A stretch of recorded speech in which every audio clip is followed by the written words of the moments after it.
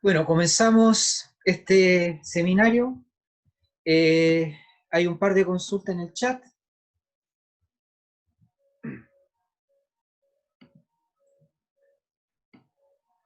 Primero, Benjamín dice, ¿revisarán el formulario de consulta por el laboratorio sobre la revisión? La respuesta es sí, será revisado y será respondido. Y la segunda consulta, habrá un momento para revisar la 1 y apelar, si es apropiado alguna pregunta. Se va a subir un video de retroalimentación y si tienen alguna consulta pueden usar el formulario para que se les responda. Después, sala 2. Sala 2 pregunta lo siguiente, sala 2 debe cambiar su nombre ¿ya? Al nombre verdadero. ¿Es posible hacer una instancia de retroalimentación del laboratorio 1? Con mi grupo no entendemos por qué nos fue tan mal. Hay dos instancias, uno preguntarle al profesor responsable. Sí, así, y se va a poner allá. Como quinero con esto, que sirve para poner los perfumes, las Alguien está cremitas. consultando. Para el que esté al lado ya, deja sus cosas, su reloj, su teléfono, todas esas cosas. Para dejar esas cosas.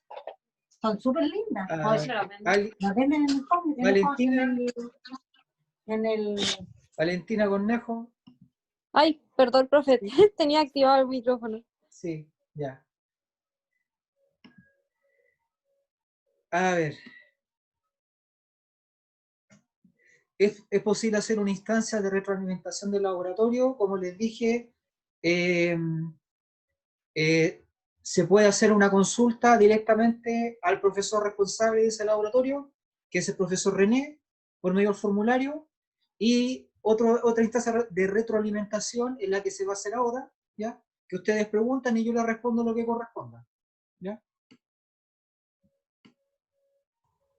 Y otra cosa, bueno, yo creo que eso también depende de la sección. Los que son de la sección del profe René, los laboratorios los revisé yo, entonces si tienen como reclamos o consulta o duda o amenaza, lo que quieran hacer, que no tengan ningún problema en escribirme un correo y yo les puedo enviar como la corrección, porque hay unos Excel que hizo el profe Reyes en los que anotaba el puntaje y como qué criterios había que ir cumpliendo para obtener cierto puntaje. Entonces, a partir de eso están calculadas las notas. Entonces, si quieren, me envían un correo con los integrantes del grupo y yo les reenvío ese Excel para que ustedes lo puedan revisar y en caso de dudas me preguntan, así como no, pero no se puede arreglar esto, que a lo mejor yo quise decir esto, no sé si me explico. Sí. Ignacio, deja tu email ahora en el chat.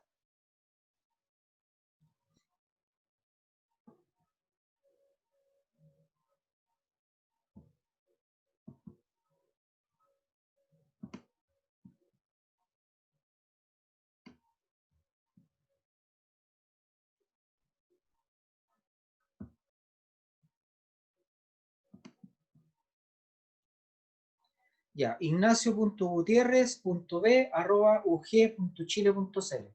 ¿Ya? Ya. Debo contarles que en este momento, o en este seminario, por esta vez, solo va a ser conmigo, nos vamos a separarnos en grupos, porque el profesor René tiene un tema súper delicado donde vive, ¿ya? Donde vive se inundó y su casa está sumergida en 45 centímetros de agua, ¿ya? Y él está preocupado de solucionar ese problema que es mucho más urgente que cualquier otra cosa, ¿ya? Entonces, si el profesor René les tiene que responder alguna consulta por email, si les debe alguna nota, etcétera, por favor sean comprensivos con el tremendo problema que tiene, ¿ya? Y que seguramente les va a responder, pero no va a ser ahora, ¿ya? Va a ser cuando solucione el actual problema que tiene, ¿ya? Pero el profesor René está bien, sí, ¿ya? Él y su familia están bien, está igual tratando de trabajar dentro de lo que se puede, pero presencialmente no puede, ¿ya? Así por teleconferencia no puede, ¿ya? Así que eso. Bueno, entonces cualquier duda que tengan respecto de la pauta de revisión del laboratorio, le pueden consultar a Ignacio, ¿ya? sobre específicamente el puntaje que obtuvieron. Sobre la retroalimentación, por mi parte, les puedo contar que hay 3 aspectos fundamentales. Uno es cumplimiento, o sea que si se pregunta, por ejemplo, por A, B y C, se tiene que responder A, B y C, ¿ya? A veces la respuesta es ambigua, ¿ya? Como que responden algo, pero no se sabe si, o no se entiende si están respondiendo a la pregunta, ¿ya? Eso baja puntaje, ¿ya? O sea, que se note que están respondiendo lo que se está preguntando, ¿ya? Otro aspecto que se debe considerar es la redacción, ¿ya? Que a veces algunas personas intentan ser muy concisas, ¿ya? Es bueno ser conciso, ¿ya? Así no ahorra tiempo a los profesores, ayudantes en revisar, ¿ya?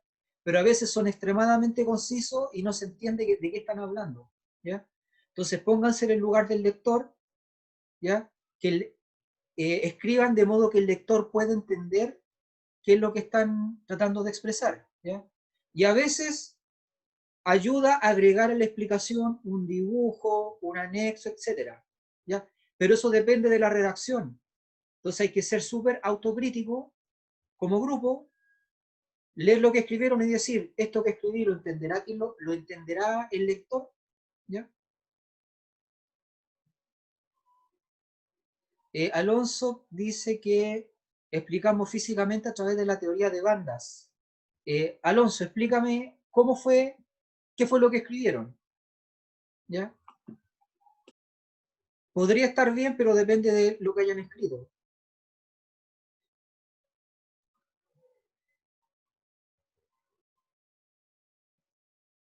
Por vos puede ser, sí, más rápido. Ok, ¿se escucha, cierto? Sí, Alonso. Ya, nosotros lo que hicimos fue relacionar la resistencia, la intensidad y ¿cuál es la otra? El voltaje, obviamente explicando todo eso como que la intensidad era como un resultado entre entre el voltaje, que era como la fuerza que se aplicaba sobre los electrones, y la resistencia como una fuerza en contra.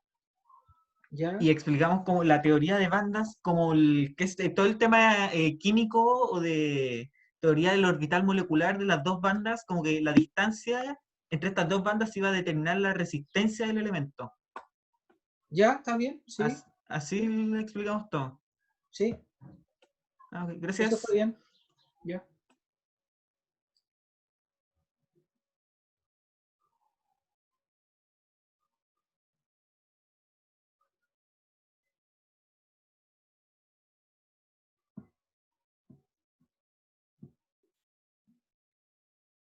Ya. Bueno, entonces, ahora cambiamos de tema, pasamos al, al tema que corresponde hoy día, que es corriente iónica y corriente electrónica.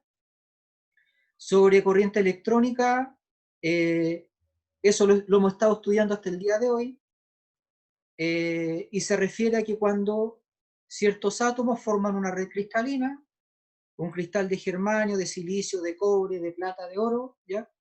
Los electrones más lejanos a los núcleos están levemente ligados, así que cuando se aplica un pequeño campo eléctrico, empieza a haber una corriente, ¿ya? Eso es corriente electrónica.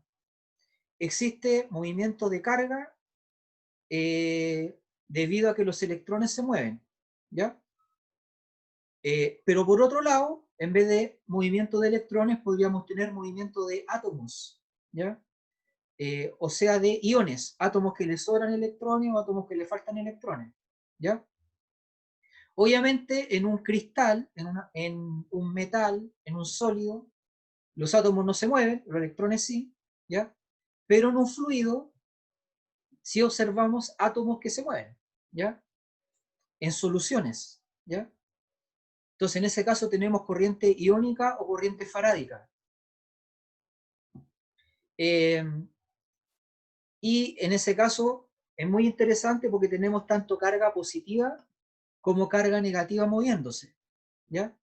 Hay que recordar que si una carga positiva va hacia la derecha, la corriente va hacia la derecha. Si una carga negativa va hacia la derecha, la corriente va hacia la izquierda, ¿ya? Y una forma de resumir lo que acabo de decir es que la corriente fluye paralela al campo eléctrico externo. La corriente fluye paralela al campo creado por la fuerza electromotriz, por la batería, ¿ya? Si el campo eléctrico va hacia la derecha, la corriente va a ir hacia la derecha siempre, ¿ya? Independiente de si la carga que se mueve es positiva o negativa, ¿ya? El efecto neto va a ser que la corriente, sea la carga positiva o negativa, va a ir en el sentido del campo eléctrico, ¿ya? Valentina Sotelo pregunta por las retroalimentaciones. Eso debería enviarlo el profesor René, pero como les dije, tiene un gran problema donde vive, ¿ya? Así que tal vez no lo haga hoy día, pero por favor, consideren el problema que tiene y sean pacientes, ¿ya? Él igual lo va a hacer. Tal vez lo alcance a hacer hoy día, pero no habría que ser comprensible con el problema que tiene, ¿ya? Bueno, voy a dibujar un caso de corriente iónica. Imaginen una solución de cloruro de sodio, ¿ya? Aquí hay un campo eléctrico.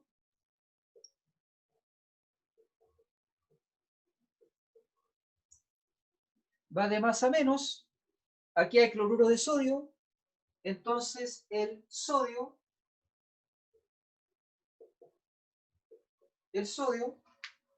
que es positivo, se va a mover así, ¿ya? Repelido por el positivo, atraído por el negativo. Carga positiva hacia la derecha, corriente hacia la derecha, ¿ya? Por otro lado, el cloro, ¿ya? Repelido por el negativo, atraído por el positivo. Se va a mover así, ¿ya? Pero una carga negativa, moviéndose hacia la izquierda, genera corriente hacia la derecha, ¿ya? El sodio crea una corriente hacia la derecha, el cloro crea una corriente hacia la derecha. Se duplica, ¿ya? El efecto neto va a ser el doble de la corriente del sodio y en ambos casos la corriente apunta en el sentido del campo eléctrico, ¿ya? La corriente apunta en el sentido del campo eléctrico. Sin embargo, cuando uno mide la corriente, uno dice la corriente vale 8 amperes, punto. Nadie dice la corriente vale 0,8,0 amperes. Nadie dice que es un vector, ¿ya? Porque la corriente no es un vector, ¿ya? Pero proviene de un vector, ¿ya? Y esto es nuevo, no lo habíamos explicado antes. La corriente proviene del vector J, ¿ya? El vector J es el vector densidad de corriente.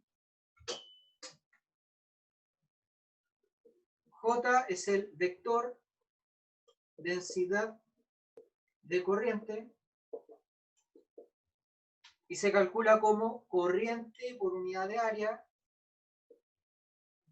por el versor. Y ese versor es S, ¿ya? El versor del campo eléctrico. Así que se mide en amper dividido por metro al cuadrado, ¿ya?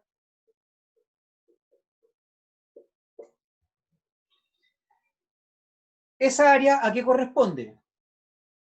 Si tienen un cable por el que circula corriente, ¿ya? Esa área es esta, ¿ya? Que en este caso sería pi r cuadrado, ¿ya? Es el área por la cual fluye la carga. Ese es el vector J entonces, ¿ya? Y si bien cuando estudiamos sólidos, cristales, ¿ya? La corriente proviene, en ese caso, de electrones moviéndose, ¿ya? Cuando estudiamos materia viva, ¿ya? Tejidos biológicos, la corriente es iónica, ¿ya? El cerebro, cuando emite una señal, no envía electrones, envía iones, ¿ya? Sodio, potasio, cloro, etc., ¿ya? Y cuando recibe una señal del ojo, del oído, etcétera, esa señal se convierte en un flujo de iones, ¿ya? Así que este tema de corriente iónica es muy importante en la biología, ¿ya? Y además es súper entretenido, para un científico es súper entretenido, porque las dos ecuaciones que usábamos antes, ¿ya? Resistencia es V partido por I, resistencia es resistividad por longitud partido por sección transversal, ¿ya? Esas dos también se aplican a los tejidos biológicos, pero con un mayor margen de error, ¿ya? Porque los tejidos biológicos no son como las resistencias que encuentran en un computador, en una radio, en un GPS, en un celular, ¿ya? Que son resistencias artificiales, resistencias creadas por los seres humanos, ¿ya? Aquí son resistencias vivas, resistencias biológicas. El margen de error es mayor porque las cosas ideales no ocurren del mismo modo que en el caso artificial. Cuando empieza a circular corriente por un tejido biológico, el tejido biológico empieza, hay evaporaciones, se calienta, hay evaporaciones, hay reacciones químicas, se forman moléculas, hay corrosiones, etc. ¿Ya? Así que estas fórmulas se siguen cumpliendo, pero con un margen de error mayor, porque hay más fenómenos involucrados, lo cual es súper bueno y súper entretenido para un científico, porque significa que hay que utilizar un modelo matemático más amplio, ¿ya? Para poder explicar el fenómeno, ¿ya? Alguien puede decir, pucha, se complicó esto, nos rendimos. No, es más entretenido, ¿ya? Es un desafío mayor, ¿ya? El punto de partida son las dos ecuaciones que anoté, pero hay que arreglarlas, ¿ya?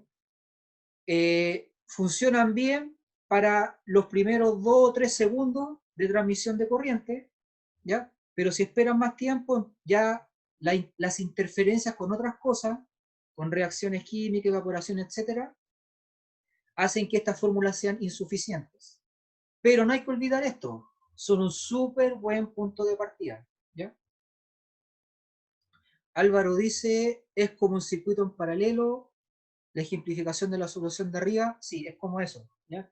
Es como que por una rama viaja iones sodio y por otra rama viajan iones cloro. Es como un circuito en paralelo, correcto, ¿ya? Súper bien. Bueno, ¿hay alguna duda?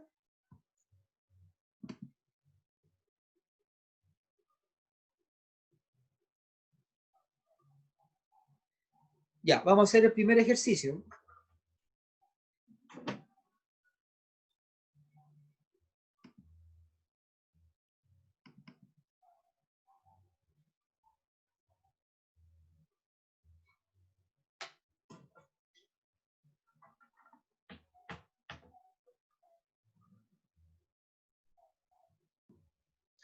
Dice, un cilindro plástico, radio basal 5 centímetros, longitud igual a 53 centímetros, contiene cloruro de sodio disuelto, en su interior se genera un campo eléctrico debido a que los extremos se conectan a una batería de 8.3 voltios. En 15 segundos se observa 1.8 por 10 elevado a 18 iones sodio más, moviéndose hacia la derecha, y ese mismo número de iones cloro menos, moviéndose hacia la izquierda, ¿ya? Iones sodio más, carga positiva hacia la derecha, implica corriente o vector J hacia la derecha. Por otro lado, iones cloro menos, moviéndose hacia la izquierda, implica corriente o vector J no hacia la izquierda, sino hacia la derecha. Así que aquí se está duplicando la corriente, ¿ya? Voy a anotar los datos.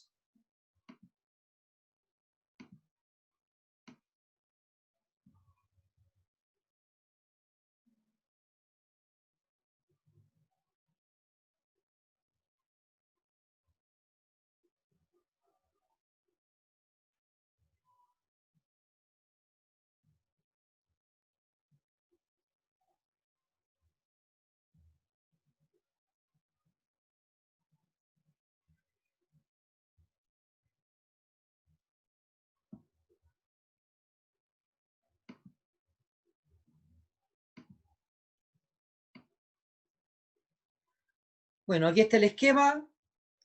el sistema de coordenadas del extremo superior izquierdo dice que el eje X positivo es horizontal hacia la derecha. Por lo tanto, el campo eléctrico que va de más a menos es horizontal hacia la derecha. Apunten Itongo, ¿ya? Así que los iones positivos, sodio más, se mueven de más a menos, van hacia la derecha, y los cloromenos van de menos a más, se mueven hacia la izquierda, generando un vector J hacia la derecha, ¿ya? Calcule, letra A, la intensidad de corriente iónica que circula dentro del cilindro de plástico. Letra B, el vector de densidad de corriente. Letra C, la resistencia interna del cilindro bajo las condiciones especificadas. Y letra D, la resistividad interna del cilindro.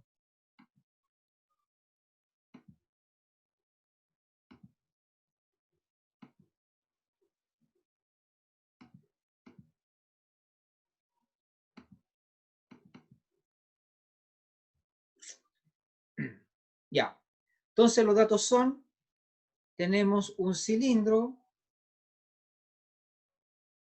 el radio es dato, vale 5 centímetros, la longitud es dato, vale 53 centímetros, la diferencia potencial entre este punto, el de la izquierda, y el de la derecha es de 8.3 voltios, el campo eléctrico es paralelo a Itongo, va en el eje X, y en 15 segundos se mueven 1.8 por 10 a la 18 iones positivos hacia la derecha y la misma cantidad de iones negativos hacia la izquierda, ¿ya? Así que para la letra A calculamos I del sodio y después lo multiplicamos por 2, porque la corriente que genera el cloro va a ser la misma, ¿ya? Y vale carga partido por delta T. La carga va a ser cantidad de partículas por la carga de un ion sodio partido por 15 segundos, ¿ya? Esa es la corriente asociada al sodio.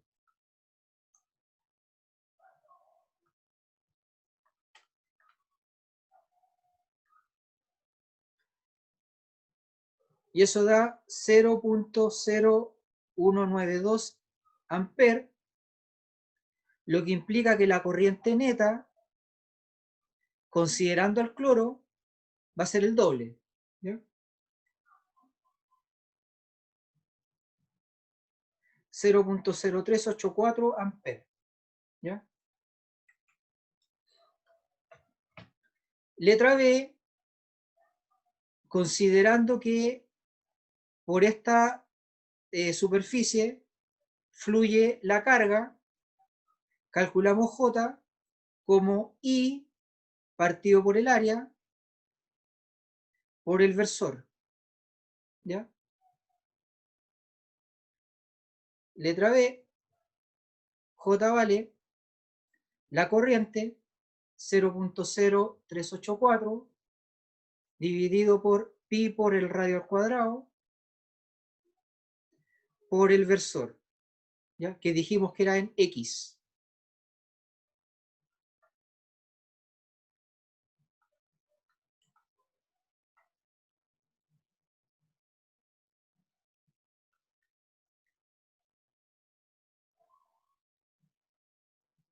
.89 y tombo amper por metro al cuadrado.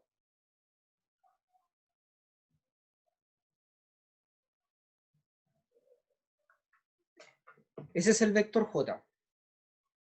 Letra C, la resistencia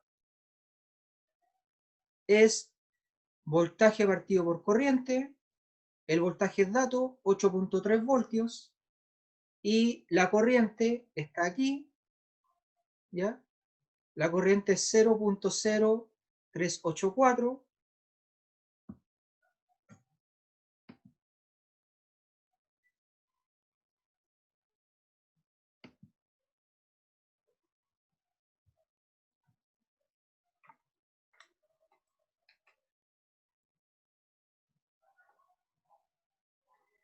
Da 216 ohm, ¿ya?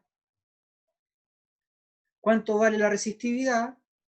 Resulta que resistencia es resistividad por longitud partido por área o sección transversal, lo que implica que la resistividad es igual a resistencia por sección transversal partido por longitud. La resistencia vale 216, la sección transversal vale πr cuadrado y la longitud vale 0,53 metros.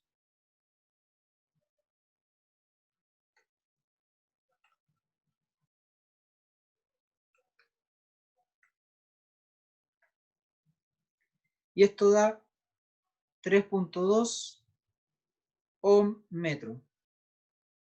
¿Ya? Esa es la respuesta a la letra D.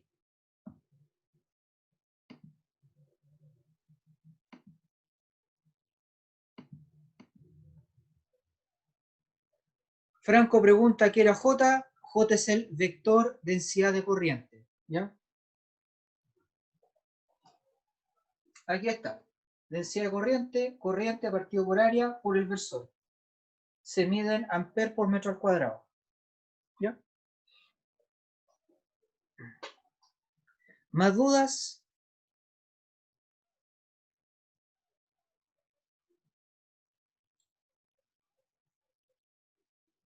¿Alguna pregunta?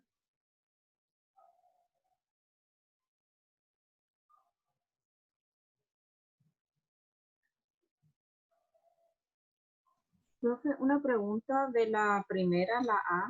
Sí. Usted sacó la intensidad de corriente y da 0.0192 y después Sí. no entendí lo que hace para que quede en 0.3. ¿Sí? Porque para el cloro es lo mismo. Entonces al final lo sumé. Ah, ya. Ok. ¿Ya? Eso, profe. Ya. ¿Quieren ver el desarrollo de nuevo? Ok.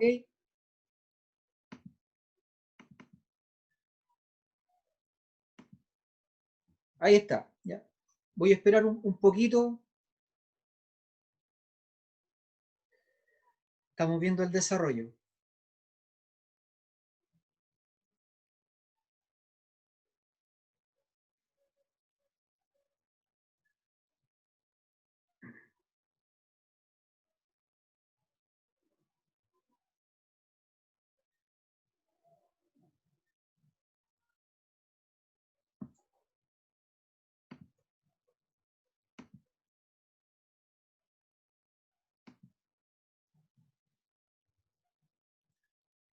Ya.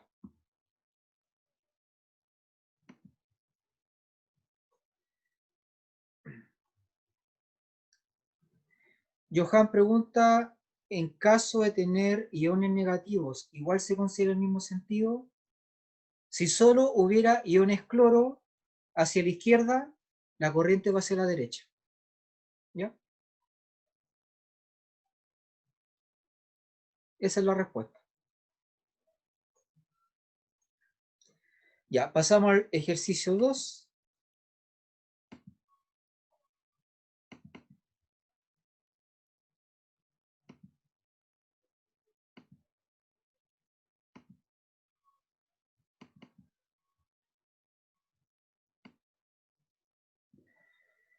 Por un cable cilíndrico de cobre, o sea, corriente electrónica, no iónica, radio basal 0.04 milímetros, longitud 29 centímetros, circulan 9.7 por 10⁻20 electrones en un lapso de tiempo de 23 segundos.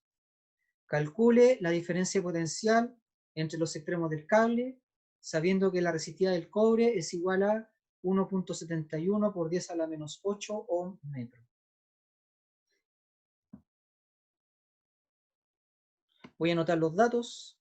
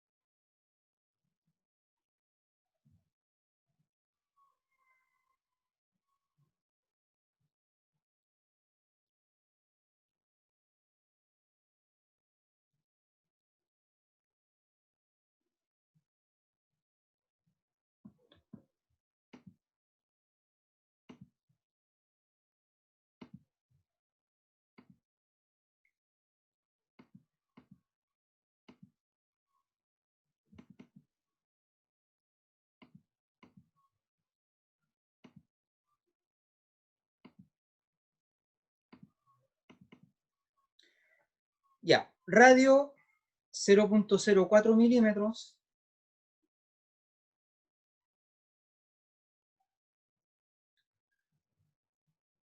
Longitud vale 29 centímetros. Por aquí circulan electrones, ¿ya? 9.7 por 10 a la 20 en 23 segundos. Y la resistividad es del orden de 10 a la menos 8, lo cual es un número pequeño, por eso el cobre es un buen conductor, ¿ya? Es similar a la resistividad del oro, ¿ya? El oro es el mejor conductor que el cobre, pero mucho más caro, es menos abundante, así que conviene utilizar cables de cobre en vez de cables de oro para crear un circuito, ¿ya? Tiene casi el mismo rock que el oro, pero es mucho más abundante, así que es más barato. La corriente vale la carga partido por delta T, o sea, 9.7 por 10 elevado a 20 electrones por la carga de un electrón dividido por 23 segundos. ¿Ya?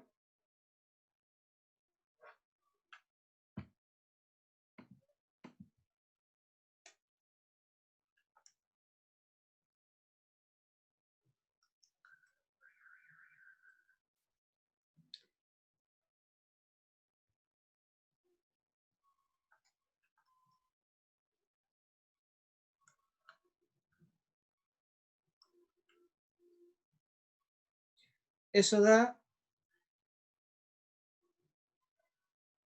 6.75 amperes. ¿Ya? La resistencia vale resistividad por longitud partido por la sección transversal. La resistividad es dato.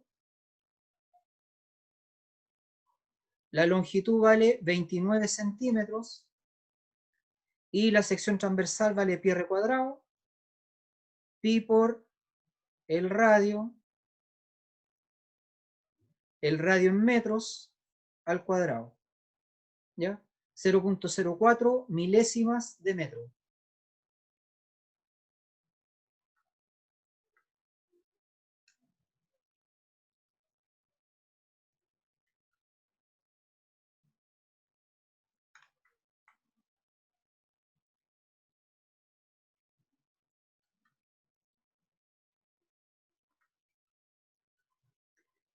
La resistencia vale 0.987, ¿ya?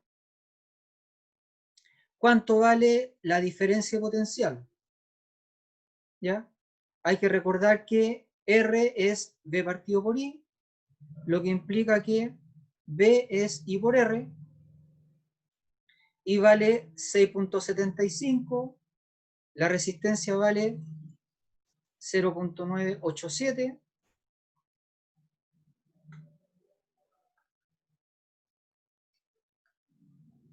y se obtiene una diferencia potencial de 6.66 voltios. Esa es la respuesta del ejercicio 2.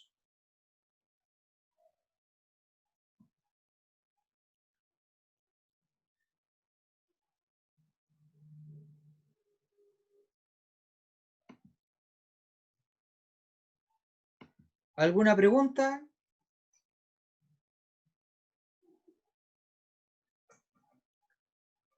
¿Se entendió?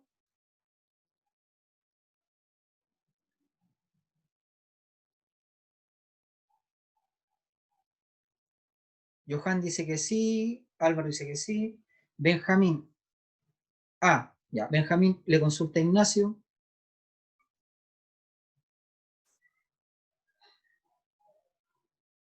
Ya. Pasamos al ejercicio 3.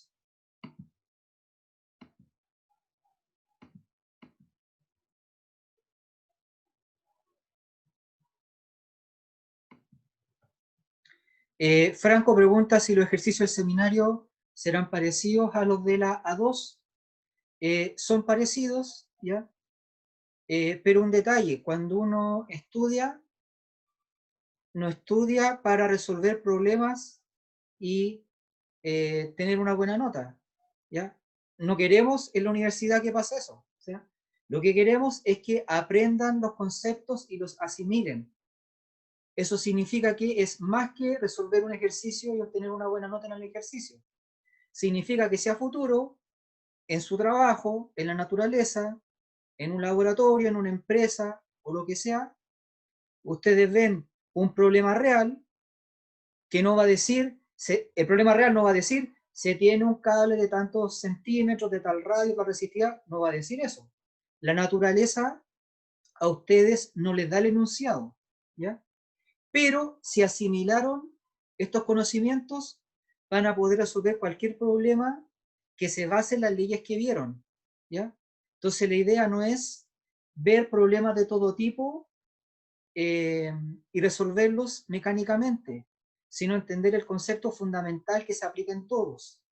En los ejercicios de hoy son estas dos fórmulas, ¿ya? Estas dos fórmulas.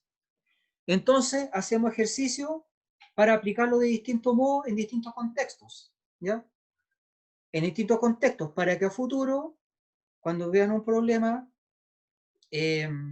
cuando el universo les plantee un problema, cuando su vida laboral les plantee un problema de este tipo, ustedes digan, ok, aunque el enunciado no me lo da el universo, ¿ya? Igual sé que estas fórmulas o estas leyes físicas las puedo aplicar acá. Eso es lo que queremos, ¿ya? Eso es lo que tienen que conseguir. Piensen además que el universo tiene infinitos objetos, ¿ya? Planetas, estrellas, hay escaleras, hay televisores, hay sillas, hay masas de agua, etc. Es imposible hacer ejercicios con los infinitos objetos que hay en el universo, ¿ya? Es decir, si hacemos ejercicios con escaleras, con automóviles, ¿ya? Con fluidos, etc., la idea es que vayan más allá de eso. Si a futuro les toca un ejercicio con una galaxia, con un planeta, con una estrella, etc., ¿ya? Igual van a poder aplicar esto si entendieron el concepto subyacente, ¿ya? Pero si solo dicen, hice ejercicios con escaleras, con automóviles, con planeta, y el profesor me preguntó por un ejercicio con una mesa, eso no lo vimos. No es la idea, ¿ya? La idea es que sepan extrapolar, la idea es que aprendan a generalizar, ¿ya? Nunca en ningún ramo, ni siquiera en toda la vida, van a hacer ejercicios con todos los objetos que hay en el universo. La clave es ser capaz de generalizar. La clave es ser capaz de entender que esas dos fórmulas que estamos viendo hoy día se aplican a cualquier objeto en cualquier contexto, ¿ya? Entonces, si bien los seminarios son ejercicios similares a los de la prueba, no son 100% similares, porque podemos usar otros objetos, ¿ya? Y el hecho de usar otro objeto está bien, porque en el mundo real los ejercicios no van a ser, se tiene un cable de tal radio, tal longitud. Capaz que les toque trabajar con fibras musculares, ¿ya? Con rocas que también conducen electricidad, ¿ya? Con plasma que también conduce electricidad, etc.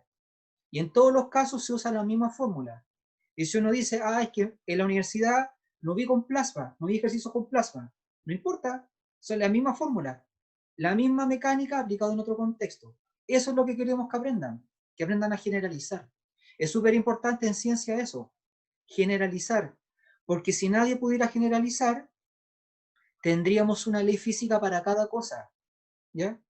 Entonces tendríamos leyes físicas para el plasma, para los iones, para la conducción electrónica, para el cloruro de sodio, para el potasio, etc. Siendo que todo es lo mismo y en la misma fórmula, ¿ya? Entonces es súper importante eso, saber generalizar. Eso se llama inducción, ¿ya? Inducción, no inducción matemática, sino inducción científica. Uno en laboratorio lo prueba con A, con B, con C, ¿ya? Y de ahí dice, obtuve una ley que sirve para todo. No tengo que seguir haciendo experimentos, ¿ya? Qué bueno que sea así, porque si no existiera la inducción científica, ¿ya? No se podría establecer leyes. Primero habría que probar cada cosa con cada objeto que existe en el universo. No se puede, ¿ya? Entonces estamos obligados a generalizar, ¿ya? A ser capaces de entender que las leyes físicas se aplican para cualquier objeto. Da lo mismo cuántos átomos tenga, da lo mismo su color, da lo mismo la forma. Si tiene forma de mesa o de auto, da lo mismo. ¿Ya? Ya. Pasamos al ejercicio 3.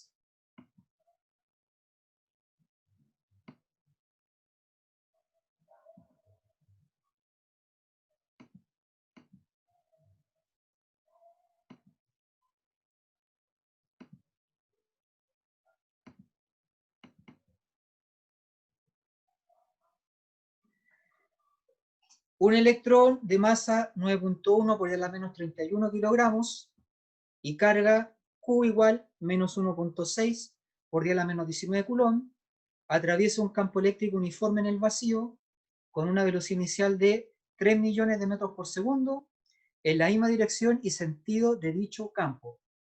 Después de recorrer 4 centímetros, su velocidad se ha reducido a la mitad. Determine la diferencia potencial entre el punto de entrada y el punto en que su velocidad se ha reducido a la mitad. Voy a anotar los datos.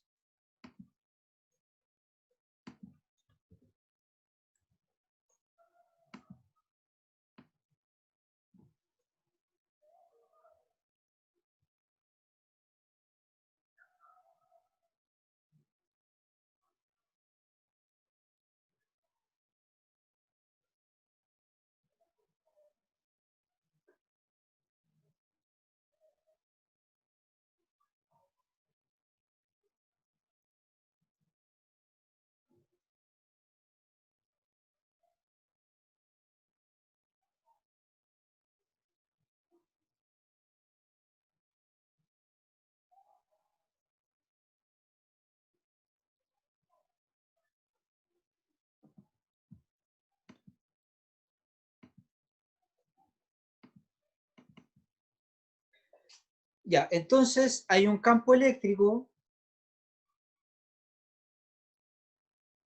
una placa positiva, el otro extremo es negativo, el campo va de más a menos, y hay un electrón moviéndose de más a menos. ¿Ya? Entonces observemos que el electrón se acerca al negativo y el electrón se aleja del positivo. O sea que se está moviendo al revés. ¿Ya? Por esto, porque tiene un impulso inicial, porque le dieron un empujón que significó 3 millones de metros por segundo como velocidad inicial. ¿Ya? Como el electrón que es negativo se acerca al extremo negativo, significa que va frenando. Así que la velocidad final es más chica. ¿Ya? Va frenando.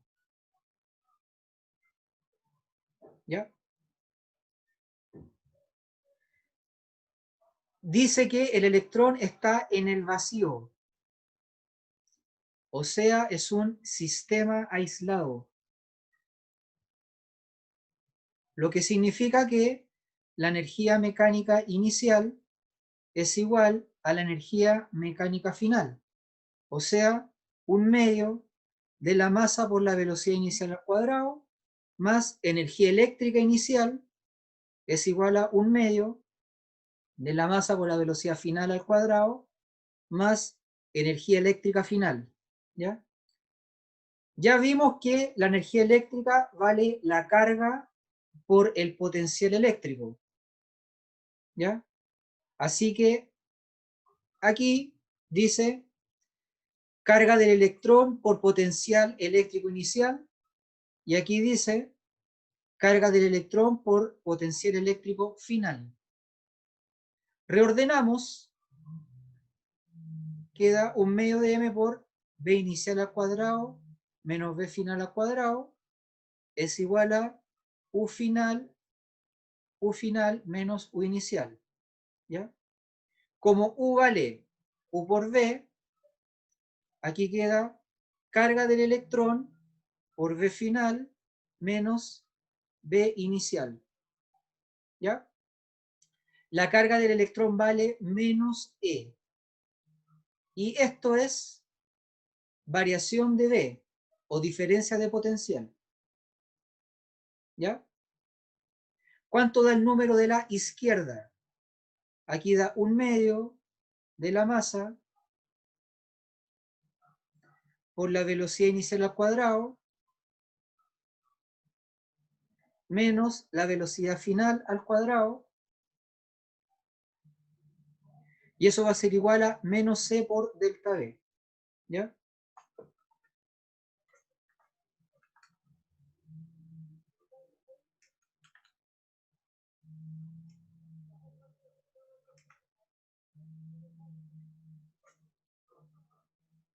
Esto da 3.07 por 10 a la menos 18 es igual a menos e por delta B menos 1.6 por 10 a la menos 19 por delta B, lo que implica que delta B tiene el siguiente valor: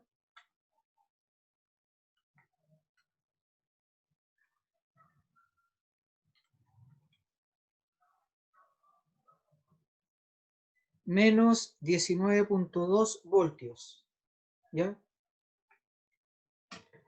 Siendo delta B una resta de dos potenciales, el potencial final menos el potencial inicial. No hay que olvidar que la diferencia de potencial se mide en voltios o joules dividido por coulomb. Eso se relaciona con la energía que permite que el electrón se mueva. ¿Ya?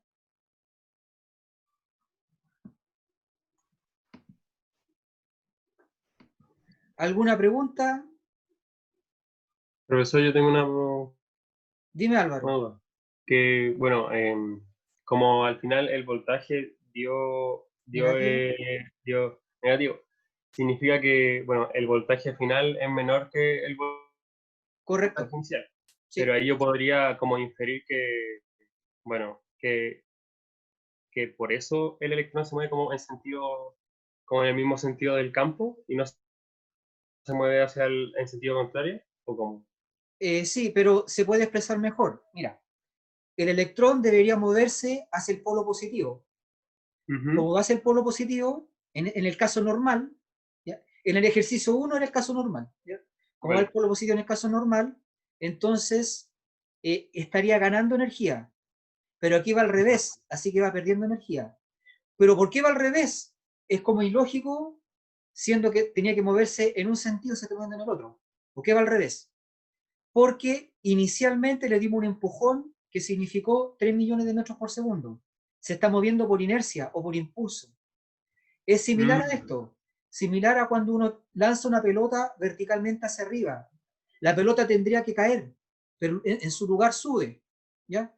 Sube, pero, súper importante esto, sube pero va frenando. ¿Ya? Su velocidad va hacia arriba, pero el campo gravitatorio va hacia abajo. Aquí fue lo mismo, ¿ya? Se está moviendo al revés, pero no ganando rapidez, sino perdiendo, ¿ya?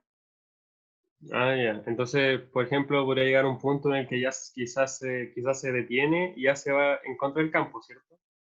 Algo así. Correcto, sí, se va a devolver.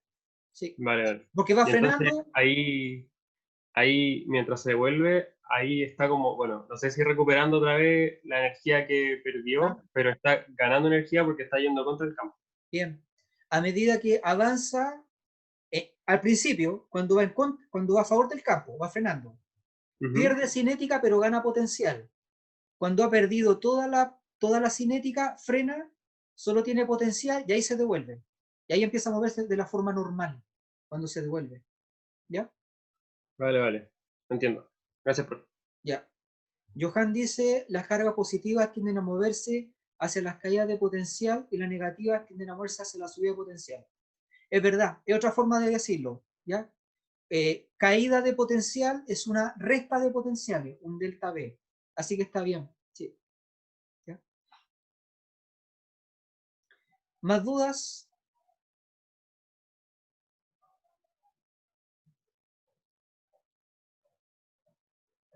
Ya. Sobre esa caída de potencial, digo que delta B, correcto. Delta B es resta de potenciales, diferencia de potencial o caída de potencial. Son sinónimos. ¿Ya?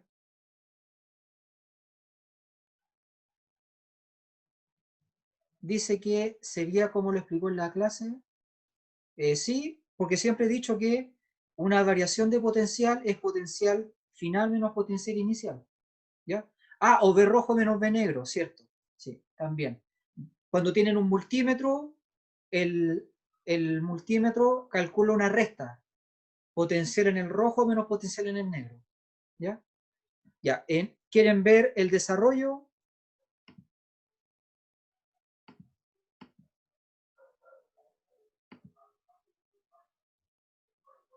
Entonces, en el desarrollo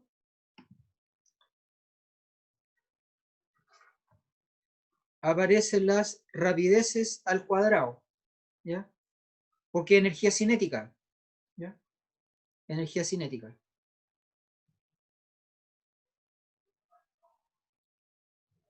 ¿Ya?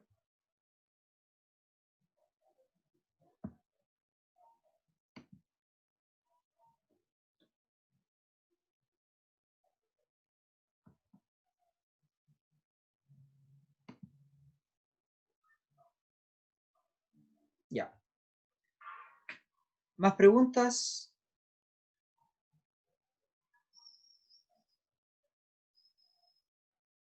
Ya.